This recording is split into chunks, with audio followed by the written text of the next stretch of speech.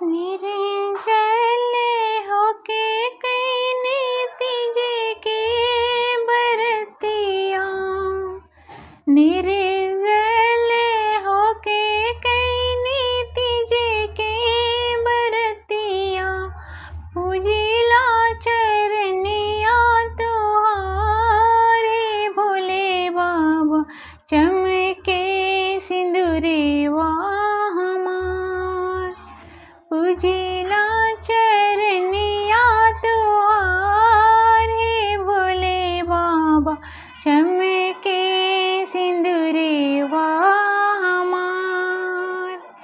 हमरो अरज सुनी पार्वती माई, सैया पे रहे सहाय भोले बाबा, चमके सिंदूरवा हमार। हे भोले बाबा, चमके सिंदूरवा हमार।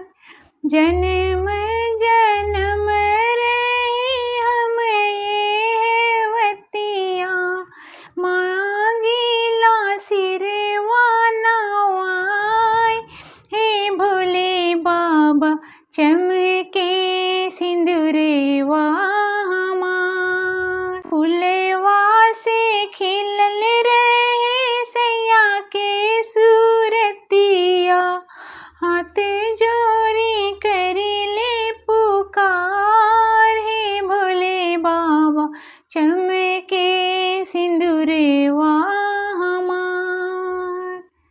पुरैनी पात पर आसन सजवनी, लवनी फूल परसाद, भोले बाबा, चमके सिंदूरवा हमार।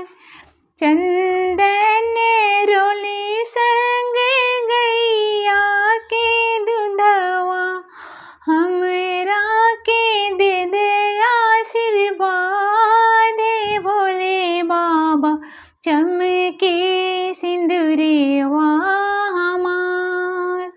अक्षत साथ अनीता लावे बेल पतिया, अबीर गुलाल चटकार, हे भोले बाबा, चमके सिंदूरवा हमार। हे भोले बाबा, चमके सिंदूरवा हमार। पूजिला चरनिया तुहारे भोले बाबा, चमके सिंदूरवा हमार। धन्यवाद दोस्तों। आप लोगों को यह भजन कैसा लगा? अगर भजन पसंद आए तो वीडियो को लाइक कीजिए, शेयर कीजिए, चैनल को सब्सक्राइब कीजिए, कमेंट ज़रूर करिएगा आप लोग कहाँ से वीडियो देख रहे हैं, और कमेंट में जय भोलेनाथ ज़रूर लिखिएगा। Thank you.